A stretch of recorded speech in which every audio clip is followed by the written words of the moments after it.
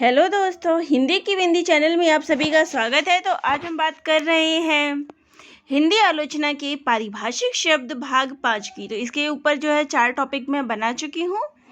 आपको वो सारे जो हैं डिस्क्रिप्शन बॉक्स में उनके लिंक मिल जाएंगे। आज हम आगे की कुछ परिभाषाएं जो है देखने वाले हैं। तो यूपीएससी का जो सिलेबस है उसके अंतर्गत यूनिट 7 जो है उसमें पारिभाषिक शब्द दिए गए हैं। तो उन्हीं के ऊपर व्याख्याएं जो है हम करते रहते हैं, उन्हीं को भी जो है वो मैं करा रही हूँ।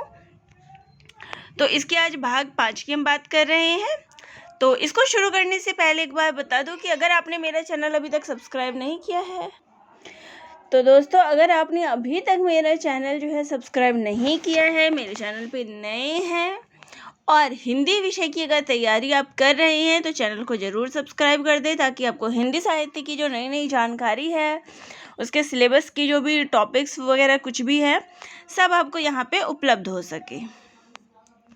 तो चलिए, हम बात कर रहे थे हिंदी आलोचना के पारिभाषिक शब्द की। तो सबसे पहला है उत्तर आधुनिकतावाद। तो ये क्या है?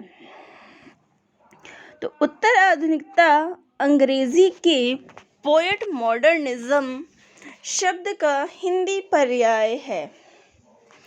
तो ये जो है पोएट मॉडर्निज्म का हिंदी पर्याय, हिंदी अनुवाद जो है, इसको हम ले सकते हैं, जिसका प्रयोग द्वितीय विश्व युद्ध के बाद आधुनिकता के अंत की घोषणा के पश्चात किया गया। तो उत्तर आधुनिकता जो है वो आधुनिकता के बाद आया है। उत्तर आधुनिकता अपने अर्थ में आधुनिकता की समाप्ति या आधुनिकता के विस्तार की घोषणा के रूप में परिलक्षित होती है। तो यहाँ पे आधुनिकता की जब समाप्ति होती है और उसकी जब आधुनिकता का जब विस्तार जब फैल चुका होता है, तो उसके बाद इसकी शुरुआत जो है होती है उत्तर आधुनिकतावाद की। इस दृष्टि से उत्तर शब्द व्याख्या सापेक्ष है। तो उत्तर का जो अर्थ होता है वो होता है बाद। तो आधुनिकता के बाद क्या आया? उत्तर आधुनिकतावाद। इस पर विद्वानों में बराबर बहस होती रहती है कि उत्तर आधुनिकता आधुनिकता की समाप्ति के बाद की स्थिति है या आधुनिकता का विस्तार उत्तर आधुनिकता में है।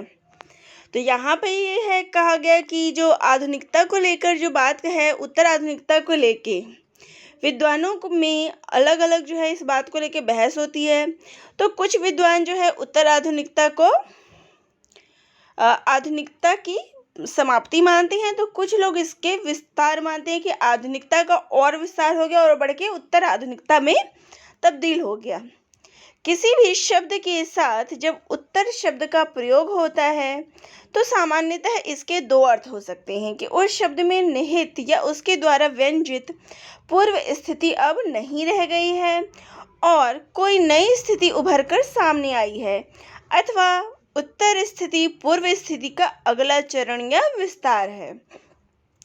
तो यहाँ उत्तर आधुनिकता से अभिप्राय ये है कि उसको हम दो अर्थ में ले रहे हैं उत्तर से, कि या तो वो जो पहले वाली स्थिति है वो समाप्त हो गई है और एक नई स्थिति सामने आई है, और दूसरी क्या है कि उत्तर स्थिति जो है वो पूर्व स्थिति का अगला चरण है। उत्तर आधुनिकता के संबंध में अधिकतम चिंतक एवं समीक्षक पहले वाले अर्थ को अधिक महत्व देते हैं, यानी कि वो मानते हैं कि उत्तर आधुनिक जो आधुनिकता है वो समाप्त हो गई, उसके बाद जो है वो उत्तर आधुनिकता जो है वो आई है। यद्यपि दूसरे अर्थ के समर्थक चिंतक भी मौजूद है जो उत्तर आधुनिकता को आधुनिकता का पुनर्लेखन मानते हैं। दोनों ही अर्थों में इतना तो निश्चित है कि आधुनिकता या उसके वादी रूपी ने जो कुछ परोसा था वह अब बासी हो गया है और उसको खाने से परहेज नहीं, गुरेज किया जाने लगा है, तथा यह नसीहत भी दी जाने लगी है कि वह किसी भी तरह स्वादिष्ट पाचन योग्य नहीं रह गया है। उत्तर आधुनिकता निसंदेह आधुनिकता की प्रतिस्थिति है, यानी उसके बाद की स्थिति है। अगला है मार्क्सवाद। तो मार्क्सवाद क्या है? तो ये जो है जर्मन विचारक जो कार्ल मार्क्स है, ये मार्क्सवाद जो है उनका दिया गया है। इसके विचारक जो है वो कार्ल मार्क्स है। इस समाज, अर्थशास्त्र और राजनीति से संबंधित विचारों को सामूहिक रूप में मार्क्सवाद के नाम से जाना जाता है। तो जो कार्ल मार्क्स थे उनके विचार जो थे वो समाज, अर्थशास्त्र और राजनीति से संबंधित जो भी विचार थे उनको मार्क्सवाद के नाम से जाना जाता है। मार्क्सवादी विचारधारा के जन्मदाता कार्ल मार्क्स 1818 से 1883 थे तथा फ्रेडरिक एंजल्स 1820 से 1895 है। तो ये दोनों जो है वो मार्क्सवाद के विचारक हैं। इन दोनों विचारकों ने इतिहास, समाजशास्त्र, विज्ञान, अर्थशास्त्र व राजनीति विज्ञान की समस्याओं पर संयुक्त रूप से विचार करके जिस निश्चित विचारधारा को विश्व के सम्मुख रखा उसे मार्क्सवाद का नाम दिया गया। तो इसमें मार्क्सवाद में जो है हमें समाजशास्त्र, इतिहास, विज्ञान, राजनीति विज्ञान आदि जो है विषयों का समूह में देखने को मिलता है। उन सभी पर इसमें विचार किया गया है मार्क्सवाद के अंतर्गत। मार्क्सवाद क्रांतिकारी समाजवाद का ही एक रूप है। यह आर्थिक और सामाजिक समानता में विश्वास रखता है। तो इसमें जो है आर्थिक और सामाजिक समानता की बात कही गई है। अतः मार्क्सवाद सभी व्यक्तियों की समानता का दर्शन है। मार्क्सवाद की उत्पत्ति खुली प्रतियोगिता, स्वतंत्र व्यापार और पूंजीवादी के विरोध के कारण हुई। तो इसकी जो उत्पत्ति थी वो स्वतंत्र व्यापार और पूंजीवाद के विरोध के कारण हुई है। मार्क्सवाद पूंजीवाद व्यवस्था को आमूल रूप से परिवर्तित करने और सर्वहारा वर्ग की सामाजिक व्यवस्था को स्थापित करने के लिए हिंसात्मक क्रांति को एक अनिवार्यता बतलाता है। तो जो मार्क्सवादी थे वो सामाजिक व्यवस्था स्थापित करना चाहते थे और पूंजीवादी व्यवस्था को जो है वो समाप्त करके जो समाजवादी व्यवस्था थी सर्वहारा वर्ग की, उसको ये अनिवार्य बतलाते हैं। इस क्रांति के पश्चात ही आदर्श व्यवस्था की स्थापना होगी। वह वर्ग विहीन, संघर्ष विहीन और शोषण विहीन राज्य की होगी। तो इसमें जो है उन्होंने एक आदर्श राज्य की स्थापना की बात कही है, जिसके अंतर्गत जो है वर्ग विहीन, संघर्ष विहीन और शोषण विहीन लोग जो हैं उनके राज्य इसके अंतर्गत स्थापित होंगे। मार्क्सवाद की क्या क्या विशेषताएं हैं अब ये देखते हैं। तो मार्क्सवाद पूंजीवाद के विरुद्ध एक प्रतिक्रिया है। मार्क्सवाद पूंजीवादी व्यवस्था को समाप्त करने के लिए हिंसात्मक साधनों का प्रयोग करता है। तो मार्क्सवाद जो है वो पूंजीवाद के विरुद्ध एक प्रक्रिया है और ये पूंजीवादी व्यवस्था को जो है समाप्त करने के लिए हिंसात्मक साधनों का भी उपयोग करने की बात बोलता है। मार्क्सवाद प्रजातंत्रीय संस्था को पूंजीपतियों की संस्था मानते हैं जो उनके हित के लिए और श्रमिकों के शोषण के लिए बनाई गई है। तो मार्क्सवादी जो थे वो प्रजातंत्रीय व्यवस्था को मानते थे और उन्हीं के हित की बात करते थे। मार्क्सवाद धर्म विरोधी भी हैं तथा धर्म को मानव जाति के लिए अफीम कहा है, जिसके नशे में लगे ऊँघते हैं।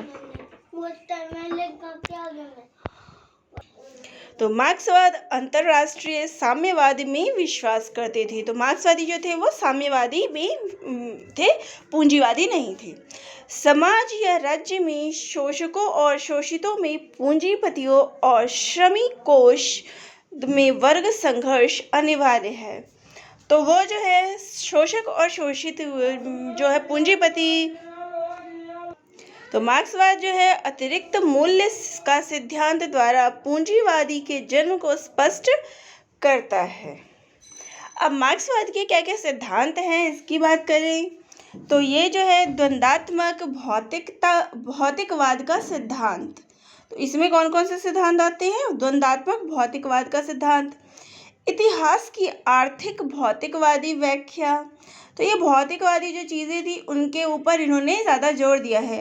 वर्ग संघर्ष का सिद्धांत, तो इन्होंने वर्ग संघर्ष जो सर्वहारा शोषित वर्ग थे उनके संघर्ष की बात, उनके सिद्धांत की बात उन्होंने कही है। अतिरिक्त मूल्य सिद्धांत, सर्वहारा वर्ग का अधिनायकवाद, तो इन्होंने सर्वहारा वर्ग के अधिनायकवाद की बात की है, सर्वहारा वर्ग को सपोर्ट किया है। वर्ग विहीन व राज्य विहीन समाज, तो उन्होंने जहाँ पे समाज में अलग अलग वर्ग व्यवस्थाएं व्याप्त है, तो उन्होंने उसकी समाप्ति की बात की है कि वर्ग विहीन, बिना वर्ग का समाज और बिना राज्य का समाज स्थापित करने की बात कही गई है।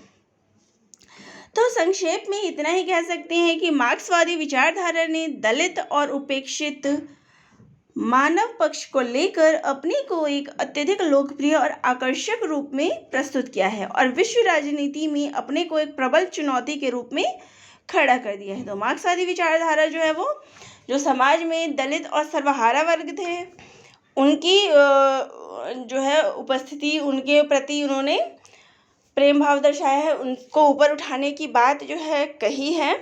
समाज में जो सर्वहारा वर्ग थे, शोषित लोग थे, उनके उत्थान की बात उन्होंने कही है। तो चलिए आगे का वीडियो में आगे की जो भी होंगी व्याख्याएं वो बताई जाएंगी, आगे के जो भी आलोचना हैं, परिभाषाएं हैं, उनको दूसरे वीडियो में मैं बता दूंगी। तो ये दोनों आपको कैसे लगे कमेंट बॉक्स में ज़रूर लिखिएगा। चैनल पे नए हैं तो चैनल को ज़रूर सब्सक्राइब करिएगा। और अगर आप कुछ भी कमेंट बॉक्स में इस वीडियो से रिलेटेड या कोई भी अदर बात आप बताना चाहते हैं तो वो भी कमेंट करके ज़रूर बताइएगा। तो दोस्तों आप सभी का बहुत बहुत धन्यवाद।